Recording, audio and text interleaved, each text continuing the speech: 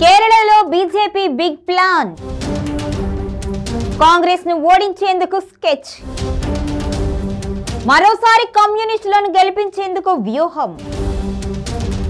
పొత్తు లేకపోయినా ఈసారి కమ్యూనిస్టులను గెలిపించాలి అని నిర్ణయం. కాంగ్రెస్ ముక్త భారత్ లక్ష్యం కోసం బీజేపీ ప్లాన్. హిమాచల్, కర్ణాటకలో ఈసారి అధికారంలోకి వస్తాము అంటూ బీజేపీ విశ్వాసం. కేరళలో కాంగ్రెస్ రాకుండా అడ్డుకట్ట. కాంగ్రెస్ కంటే వామపక్షాలే బెటర్ అనే ఆలోచనలో బీజేపీ.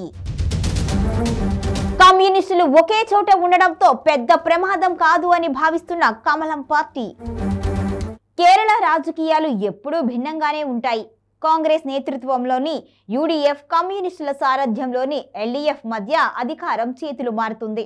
అయితే కాంగ్రెస్ ముక్త భారత్ లక్ష్యంతో ఉన్న బీజేపీ ఈసారి కేరళలో సరికొత్త వ్యూహాన్ని అనుసరిస్తున్నట్లు రాజకీయ వర్గాల్లో బలంగా వినిపిస్తోంది. తమ బద్ధ శత్రువులైన కమ్యూనిస్టులను గెలిపించడానికి పరోక్షంగా ప్రయత్నిస్తుంది అనే ప్రచారం ఊపందుకుంది. రాష్ట్రంలో బలపడుతున్నప్పటికీ కూడా వెంటనే అధికారంలోకి వచ్చేంత బలం కమలం పార్టీకి లేకపోవడంతో ప్రస్తుతానికి కాంగ్రెస్ అధికారం చేపట్టకుండా అడ్డుకోవడమే ప్రధాన లక్ష్యంగా పెట్టుకుంది.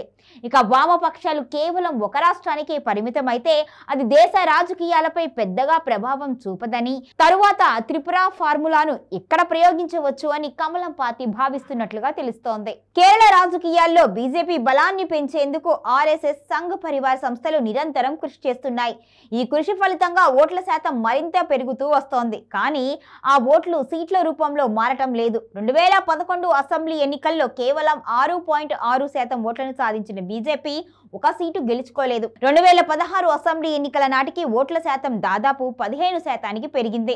ఆ ఎన్నికల్లో ఒక్క సీటును బీజేపీ గెలుచుకుంది. ఇక 2021 అసెంబ్లీ ఎన్నికల్లో మళ్లీ ఓట్ల శాతం 12.41% తగ్గింది. ఈసారి కేరళలో బీజేపీ బోణీ కొట్టలేదు. ఇక పార్లమెంట్ ఎన్నికల్లోనూ ఇదే ధోరణి కనిపించింది. 2014 పార్లమెంట్ ఎన్నికల్లో ఓట్ల శాతం 10.33% ఉండగా 2019 నాటికి అది 15.64% పెరిగినా ఎలాంటి సీట్లు సాధించలేదు. ఇక 2024 పార్లమెంట్ ఎన్నికలు బీజేపీకి కేరళలో చారిత్రక విజయాన్ని అందించాయి.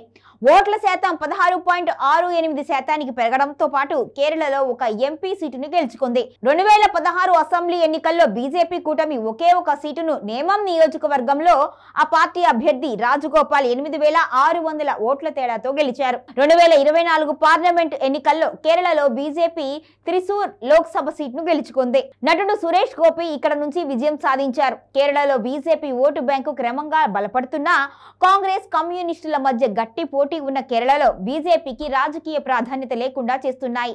దీంతో కేరళలో సరికొత్త వ్యూహంతో ముందుకు వెళ్లాలి అని కమలనాథులు సిద్ధమవుతున్నారు. కేరళలో వామపక్షాలకు కాంగ్రెస్ నేతృత్వంలోని యూడీఎఫ్ కు మద్దతు ఇచ్చే క్రైస్తవులు మొత్తం జనాభాలో సుమారు 18% బలమైన ఓటు బ్యాంకుగా ఉన్నారు. ముఖ్యంగా మధ్య కేరళ, కొచ్చిన్ ప్రాంతాల్లో చర్చిల ప్రభావం అధికం. అయితే ఇటీవల కాలంలో లవ్ జిహాద్, క్రైస్తవుల సమస్యల వంటి అంశాలపై బీజేపీ కొన్ని చర్చి వర్గాలతో సానుకూల చర్చలు జరిపింది. కొంతమంది క్రైస్తవ వర్గాలు బీజేపీ జాతీయవాద వైఖరి పట్ల మొగ్గు చూపుతున్నాయి అనే సంకేతాలు కనిపిస్తున్నాయి. మలబార్ ప్రాంతంలో బలమైన ముస్లిం ఓటు బ్యాంకింగ్ ఉంది. హస్తం పార్టీకి ముస్లిం ఓటు బ్యాంకు కాంగ్రెస్ కూటమిలోని ఇండియన్ యూనియన్ ముస్లిం లీగ్ ద్వారా బలోపేతమవుతుంది. ఈ మైనారిటీ మద్దతు కారణంగానే కాంగ్రెస్ ముఖ్యంగా ముస్లిం నియోజకవర్గాల ప్రభావం ఉన్న ప్రాంతాల్లో తరచుగా విజయం సాధిస్తుంది. బీజేపీ ప్రధానంగా దక్షిణ కేరళలోని తిరువనంతపురం, త్రిశూర్, పాలక్కాడ్ వంటి కొన్ని జిల్లాల్లో బలంగా ఉంది. ఈ ప్రాంతంలో హిందువుల జనాభా ఎక్కువ. ఇక్కడ ఆర్ఎస్ఎస్ కార్యకలాపాలు చురుగ్గా ఉంటాయి. అయితే కాంగ్రెస్ మధ్య, ఉత్తర కేరళలోని అనేక నియోజకవర్గాల్లో బలంగా విస్తరించి ఉంది. ముస్లింల ప్రాబల్యం ఉన్న మలబార్ ప్రాంతంలోని వయనాడు వంటి నియోజకవర్గాలు కాంగ్రెస్ కూటమికి కంచుకోటగా ఉన్నాయి. రాహుల్ గాంధీ గతంలో వయనాడు నుంచి గెలవడం, ఇప్పుడు ప్రియాంక గాంధీ అక్కడ ఎంపీగా ఉండడం కాంగ్రెస్ కు రాష్ట్రంలో అధికారం చేపట్టాలి అనే పట్టుదలను పెంచుతోంది. బీజేపీ కాంగ్రెస్ ముక్త భారత్ లక్ష్యంగా పెట్టుకుంది. ఈ లక్ష్య సాధనలో భాగంగా కేరళలో కాంగ్రెస్ నేతృత్వంలోని యూడీఎఫ్ అధికారంలోకి రాకుండా అడ్డుకోవాలి అని బీజేపీ వ్యూహాత్మకంగా అడుగులు వేస్తోంది. కాంగ్రెస్ అధికారంలోకి వస్తే అది జాతీయ స్థాయిలో కూడా ఆ పార్టీకి కొత్త ఊపిరిని ఇస్తుంది. అదే వామపక్షాలు గెలిస్తే అవి కేరళకు మాత్రమే పరిమితమవుతాయి. వామపక్షాలకు దేశంలో ఇతర రాష్ట్రాల్లో పెద్దగా ఉనికి లేదు కాబట్టి వారు జాతీయ రాజకీయాలకు పెద్ద ముప్పుగా ఉండరు అనే ఆలోచన ఆలోచనలో బీజేపీ ఉన్నట్టుగా తెలుస్తోంది. ఇక బీజేపీ నాయకత్వం ఇప్పట్లో కాకపోయినా కూడా తరువాతిసారి కేరళలో పట్టు సాధించడానికి సిద్ధంగా ఉంది. గతంలో త్రిపురలో దశాబ్దాల కమ్యూనిస్టు కోటను బద్దలు కొట్టినట్టుగా కేరళలోనూ అదే వ్యూహాన్ని దీర్ఘకాలికంగా అమలు చేయవచ్చు అని భావిస్తోంది. ప్రస్తుతం బీజేపీ జాతీయ అధ్యక్షుడిగా జగత్ ప్రకాష్ నడ్డా ఉన్నారు. వామపక్షాలకు పరోక్ష మద్దతు అనేది పార్టీ సిద్ధాంతపరమైన నిర్ణయం కాకపోయినా ప్రస్తుత రాజకీయ అవసరాల మేరకు కాంగ్రెస్ ను బలహీనపరచడానికి తీసుకున్న వ్యూహాత్మక నిర్ణయంగా రాజకీయ వర్గాలు అంచనా వేస్తున్నాయి. అందుకే ఇటీవల కాలంలో వామపక్షాలపై బీజేపీ విమర్శల తీవ్రత తగ్గించింది అనే ప్రచారం జరుగుతోంది. ఇక వ్యూహం కేరళ రాజకీయాల్లో బీజేపీని వెంటనే అధికారంలోకి తీసుకురాకపోయినా కాంగ్రెస్ ముక్త భారత్ లక్ష్యంతో ఒక కీలక ముందడుగు వేయటానికి దోహదపడుతుంది అని కమలనాథులు భావిస్తున్నారు.